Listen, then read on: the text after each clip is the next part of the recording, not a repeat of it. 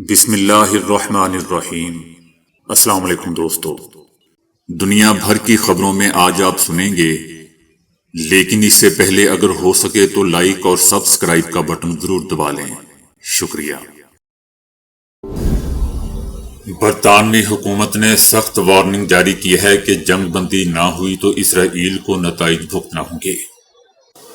یہ بیان ایسے وقت میں سامنے آیا ہے جب اسرائیل اور حماس کے درمیان امریکی ثالثی میں جنگ بندی مذاکرات جاری ہیں۔ برطانیہ نے خبردار کر دیا ہے کہ اگر اسرائیل غزہ میں جنگ بندی سے پیچھے ہٹتا ہے تو اس کے خلاف مزید اقدامات کیے جائیں گے۔ برطانیہ کا کہنا ہے کہ اسرائیلی وزیر دفاع کا بیان جنگ بندی کی کوششوں میں رکاوٹ ڈال سکتا ہے۔ اسرائیلی وزیر دفاع نے حال ہی میں کہا تھا کہ غزہ کی 20 لاکھ آبادی کو جنوبی علاقے میں منتقل کیا جانا چاہیے، جس پر برطانیہ نے شدید رد عمل دیا ہے۔ برطانیہ کا یہ بھی کہنا ہے کہ اگر اسرائیل نے اپنے اس موقف پر اصرار جاری رکھا تو غزہ میں جنگ بندی کا حصول مزید مشکل ہو جائے گا۔ صدر ٹرمپ اور وزیر اعظم نیتن یاہو نے 24 گھنٹوں کے اندر دوسری مرتبہ وائٹ ہاؤس میں ملاقات کی ہے، جس کا مقصد غزہ میں جنگ بندی کے امکانات پر بات چیت کرنا تھا۔ یہ ملاقات 1 گھنٹے سے بھی زائد جاری رہی، لیکن میڈیا کو رسائی نہیں دی گئی اور کوئی باضابطہ بیان بھی جاری نہیں کیا گیا۔ انٹرنیشنل میڈیا نے واشنگٹن ڈی سی سے رپورٹ کرتے ہوئے کہا ہے کہ اس ملاقات کے بارے میں بہت کم معلومات دستیاب ہیں اور یہ ظاہر کرتا ہے کہ شاید کوئی رکاوٹ یا اختلافی نقطہ دونوں رہنماؤں کے درمیان پیش آیا ہو۔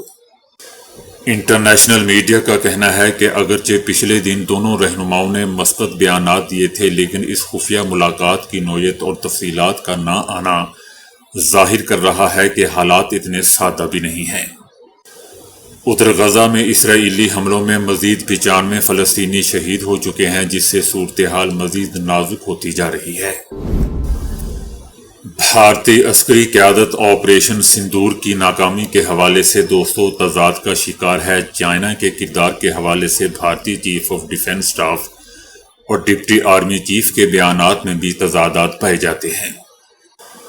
آپریشن سندور سے متعلق بھارتی چیف آف ڈیفنس اسٹاف کا بیان آرمی ڈپٹی چیف سے بالکل متصادم ہے۔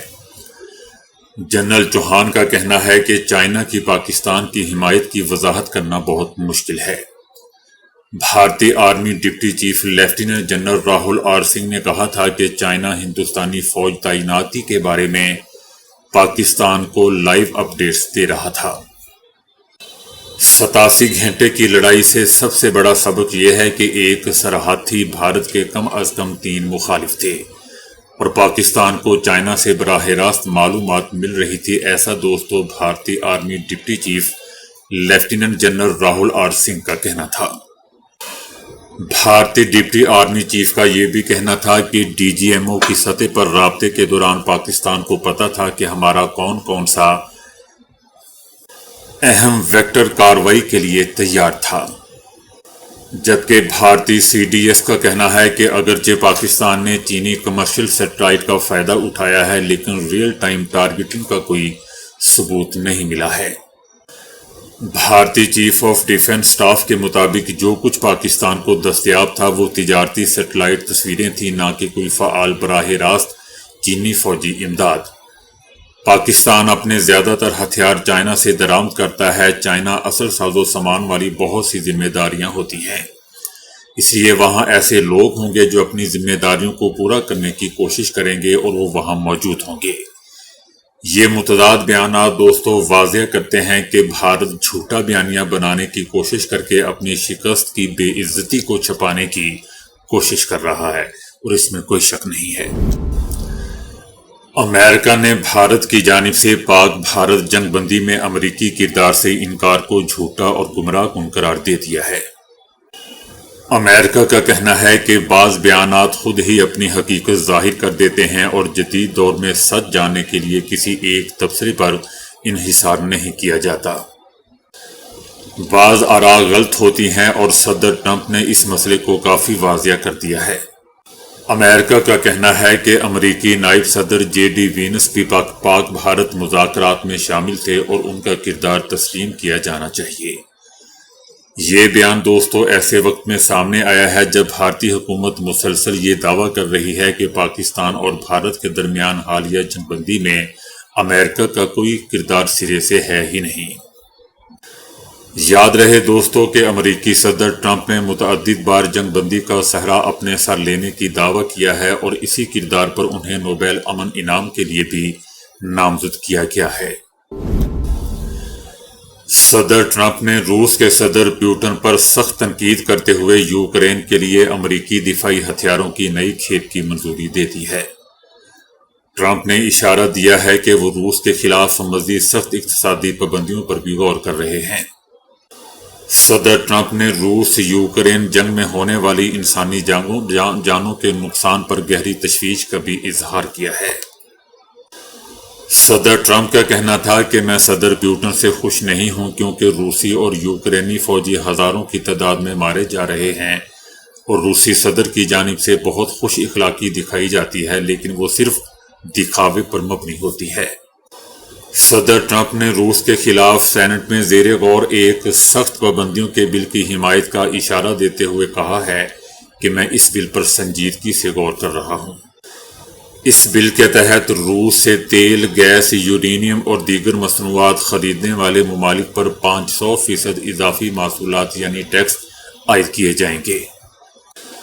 یاد رہے دوستو کہ صدر ٹرمپ نے صدارتی مہم کے دوران وعدہ کیا تھا کہ وہ اقتدار میں آتے ہی روس یوکرین جنگ کو ایک دن میں ہی ختم کر دیں گے، تاہم ان کی کوششیں تاحال کامیاب نہیں ہو سکی ہیں۔ سعودی ولی عہد اور وزیر اعظم شہزادہ محمد بن سلمان نے جدہ کے الاسلام پیلس میں ایرانی وزیر خارجہ عباس عراقچی اور ان کے وفد سے ملاقات کی۔ یہ ملاقات دوستو سعودی عربیہ اور ایران کے درمیان تعلقات کو مضبوط بنانے اور خطے میں جاری کشیدگی کے دوران باہمی تعاون کو فروغ دینے کی کوشش کا ایک بہت بڑا حصہ ہے۔ شہزادہ محمد بن سلمان نے ایران اور اسرائیل کے درمیان جاری جنگ بندی معاہدے کو خطے میں سلامتی اور استحکام کے لیے ایک مثبت قدم قرار دیا۔ ملائیشیا کے وزیر اعظم انور ابراہیم نے غزہ میں اسرائیلی جارحیت پر دوہرا معیار اپنانے پر امریکہ اور مغربی ممالک کو کڑی تنقید کا نشانہ بنایا ہے۔ وزیر اعظم کا کہنا ہے کہ غزہ اور ایران پر اسرائیل کی بدترین جارحیت پر مجرمانہ خاموشی بلکہ معاونت نے امریکہ اور مغربی ممالک کا چہرہ بے نقاب کر دیا ہے۔ وزیر اعظم انور ابراہیم کا کہنا تھا کہ غزہ میں جس طرح انسانی حقوق کی دھجیاں بکھیری جا رہی ہیں اور سنگین جنگی جرائم کا ارتکاب ہو رہا ہے، اس پر امریکہ اور مغربی ممالک کا رد عمل منافقانہ ہے۔ یہ دوہرا معیار ناقابل قبول ہے۔ وزیر اعظم انور ابراہیم نے عالمی قوتوں سے اپیل کی ہے کہ اگر دنیا میں امن چاہتے ہو تو اس دوہرے معیار اور منافقانہ عمل کو چھوڑ کر مظلوم کی حمایت کریں اور انسانیت کا ساتھ دیں، شیطانیت کا ساتھ چھوڑ دیں۔ ان کا اشارہ اسرائیل کی طرف تھا۔ مودی سرکار کے بلند بانگ دعووں کے باوجود دوستو بھارتی روپیہ امریکی ڈالر کے مقابلے میں مسلسل گراوٹ کا شکار ہے۔ ایک امریکی ڈالر کے مقابلے میں بھارتی روپیہ 86.3 روپے کی سطح تک گر گیا ہے، جو گزشتہ 2 ماہ میں سب سے بڑی گراوٹ ہے۔ انڈین تجزیہ کاروں کا کہنا ہے کہ آنے والے ہفتوں میں ڈالر کے مقابلے میں بھارتی روپیہ 86.5 کی سطح کو چھو سکتا ہے۔ بھارتی روپے کی قدر میں مسلسل کمی اس جانب اشارہ کر رہی ہے کہ بی جے پی کی مسلسل تیسری حکومت بھی ملک کی معیشت کو سنبھالنے میں ناکام ہو چکی ہے۔ اس گراوٹ کی ایک وجہ دوستو امریکی تجارتی پالیسی میں غیر یقینی صورتحال ہے، جبکہ صدر ٹرمپ کے بھارتی وزیر اعظم مودی کے ساتھ تعلقات بھی بہت زیادہ کچھ مستحکم نہیں ہیں۔ تاہم پاکستان روپیہ ڈالر کے مقابلے میں اب دیگر کرنسیوں کی نسبت قدرے مستحکم نظر آ رہا ہے، جو کہ خوش آئندہ اور حوصلہ افزا ہے۔ شاید دوستو اس کی وجہ یہ ہے کہ جو جنرل عاصم منیر نے صدر ٹرمپ سے ملاقات کی ہے اور اس میں بہت سی چیزیں واضح بھی ہو چکی ہیں۔ بنگلہ دیش میں پچھلے سال طلبہ احتجاج پر خون ریز کریک ڈاؤن کی منظوری دوستو اس وقت کی وزیر اعظم شیخ حسینہ واجد نے ہی دی تھی۔ برطانوی نشریاتی ادارے کے تحقیقاتی یونٹ BBC کی تصدیق شدہ آڈیو کال میں یہ بات سامنے آئی ہے کہ یہ آڈیو مارچ میں لیک ہوئی تھی۔ اس آڈیو میں شیخ حسینہ واجد نے سیکیورٹی فورسز کو طلبہ کے خلاف مہلک ہتھیار استعمال کرنے کی اجازت دی اور کہا کہ وہ جہاں بھی نظر آئیں انہیں گولی مار دی جائے۔ یاد رہے دوستو کہ اگست 2024 میں حسینہ واجد کی حکومت کے خلاف چلنے والی طلبہ تحریک کے دوران 1000 سے زائد افراد کی موت ہوئی تھی، جس کے بعد حسینہ واجد حکومت کا خاتمہ ہوا۔ سابق بنگلہ دیشی وزیر اعظم ملک سے فرار ہو گئی تھی اور بھارت نے انہیں پناہ بھی دے دی تھی۔ چونکہ یہ بھارت کی ہی وزیر اعظم تھی، اس لیے بھارت کو ہی اس کو پناہ بھی دینی پڑی۔ امریکی سپریم کورٹ نے صدر ٹرمپ کو وفاقی ملازمین کی بڑی پیمانے پر چھانٹیوں کی اجازت دے دی۔ امریکی سپریم کورٹ کی اجازت کے بعد صدر ٹرمپ کی انتظامیہ کے پاس کئی اداروں سے بڑی تعداد میں ملازمین فارغ کرنے کا راستہ کھل گیا ہے۔ عدالت نے کہا ہے کہ صدر ٹرمپ کی انتظامیہ یقینی طور پر اس دلیل کو ثابت کرنے میں کامیاب ہو جائے گی کہ ملازمتوں کی کٹوتی قانونی عمل ہے۔ یاد رہے دوستو کہ صدر کا عہدہ سنبھالنے کے بعد صدر ٹرمپ نے 23 لاکھ وفاقی نوکریاں ختم کرنے کا اعلان کیا تھا، تاہم بعد میں عدالتوں نے ملازمین کو نکالنے سے صدر ٹرمپ کو روک دیا تھا۔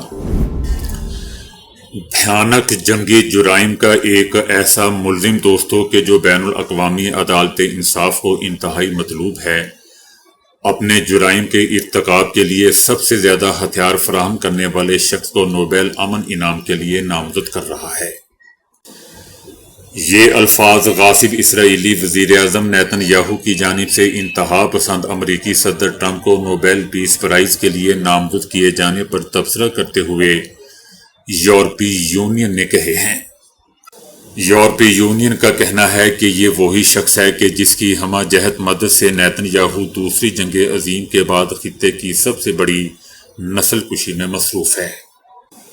یاد رہے دوستو کہ وائٹ ہاؤس میں صدر ٹرمپ کے ساتھ ملاقات کے دوران نیتن یاہو نے امریکی صدر کو نوبیل امن انعام کمیٹی کے لیے لکھے گئے اپنے خط کی ایک کاپی بھی پیش کی تھی، جس میں غاصب اور شفاق اسرائیلی وزیر اعظم نے انتہا پسند امریکی صدر کو اس ایوارڈ کے لائق قرار دیا تھا، اور یاد رہے دوستو پاکستان نے بھی یہی قرار دیا ہے۔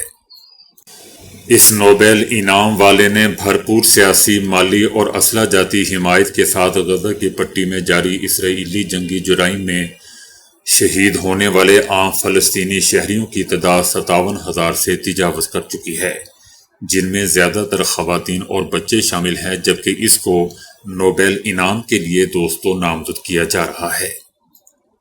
اور میرے پاس دوستو الفاظ نہیں ہے کہ میں ان نوبیل انعام یافتہ کو مقرر کرنے پر ان ملکوں کے لیے کہوں، کیونکہ اگر میں کہہ بھی دوں گا تو ان پر کوئی اثر نہیں ہوگا، تو کیوں میں اپنی زبان خراب کروں۔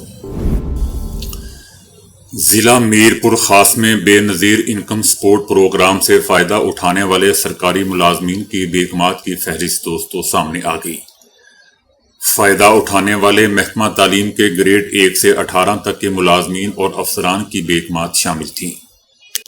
صرف ضلع میر پور خاص میں محکمہ تعلیم کی 72 ملازمین کی بیکمات نے مستحقین کے اس پروگرام سے رقم حاصل کی۔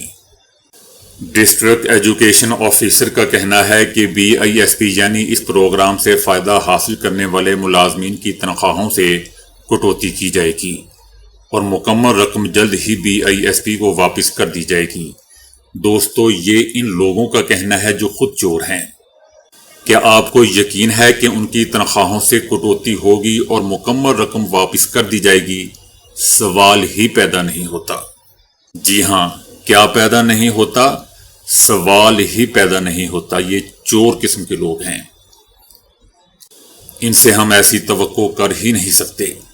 یہ ساری چیزیں اعلانات تک ہی محدود ہوتی ہیں۔ ان ملازمین اور افسران کی بیگمات نے فی کس 2,000 سے 1,90,000 تک کی رقم وصول کی۔ پاکستانی عدالت نے 27 معروف یوٹیوب گندے آنڈوں کو ان کے چینل کو بلاک کرنے کا حکم دے دیا۔ عدالت نے دوستو 27 معروف گندے آنڈوں کو سوشل میڈیا سے نکال دیا۔ جنرل ضیاء الحق نے بھی کچھ گندے آنڈے ملک سے نکالے تھے۔ پاکستانی عدالت نے بھی اس کو فالو کرتے ہوئے 27 معروف یوٹیوب کے گندے آنڈوں کو پاکستانی سوشل میڈیا سے نکال دیا ہے، جو پاک فوج کو گالیاں نکالتے تھے اور بری طرح گالیاں نکالتے تھے۔ نہ صرف پاکستانی آرمی کو گالیاں نکالتے تھے بلکہ اب تو عدلیہ کو بھی گالیاں بک رہے تھے۔ پہلے تو ہم سمجھتے تھے کہ یہ صرف جنرلز پر تنقید کرتے ہیں، صرف انہی کو گالیاں نکالتے ہیں، لیکن اب یہ کھل کے سامنے آ چکے ہیں۔ ایک پاک فوج کے چھوٹے سے سپاہی سے لے کر جنرل تک کسی کو نہیں بخشتے۔ آپ یقین کریں دوستو کہ اگر عمران خان آج جس حالت میں پہنچا ہوا ہے صرف ان گندے آنڈوں کی وجہ سے وہ اس حال میں ہے، نہیں تو عمران کا کسی نہ کسی موڑ پہ پاکستانی آرمی سے ضرور کچھ نہ کچھ کہیں نہ کہیں کوئی بات بن جائے۔ آخر وہ بھی ایک پاکستانی ہے اور محب وطن پاکستانی ہے۔ پاکستان کے لیے اس بندے نے بہت محنت کی ہے، لیکن یہ جو گندے آنڈے ہیں گھروں سے نکالے ہوئے، ملک سے نکالے ہوئے، باہر بیٹھ کے پاکستان کے خلاف گندی غلیظ زبان استعمال کرتے ہیں، پاکستانی ریاست کے خلاف، پاکستانی اداروں کے خلاف، انہی لوگوں نے اب عمران خان کا بھی یہی حال کر دیا ہے۔ اور یہ عدالت کا فیصلہ بہت پہلے آ جانا چاہیے تھا۔ چلیں دیر آئی درست آئی۔ دوستو ان گندے آنڈوں کے چینلز بند ہوں یا نہ ہوں، لیکن ان کے منہ پر ریاست نے ایک الٹے ہاتھ کا تماچا ضرور مارا ہے۔ اور اگر ان کی کوئی زبان بند کرنے والا ہو، اور یقین کریں صرف چند دنوں کے لیے ان کی زبان بند ہو جائے تو عمران خان رہا ہو سکتا ہے، اس کی مصیبتیں ختم ہو سکتی ہیں۔ تو دوستو ابھی کے لیے اتنا ہی۔ ویڈیو کو لائک اور شیئر کرنے کا بہت بہت شکریہ۔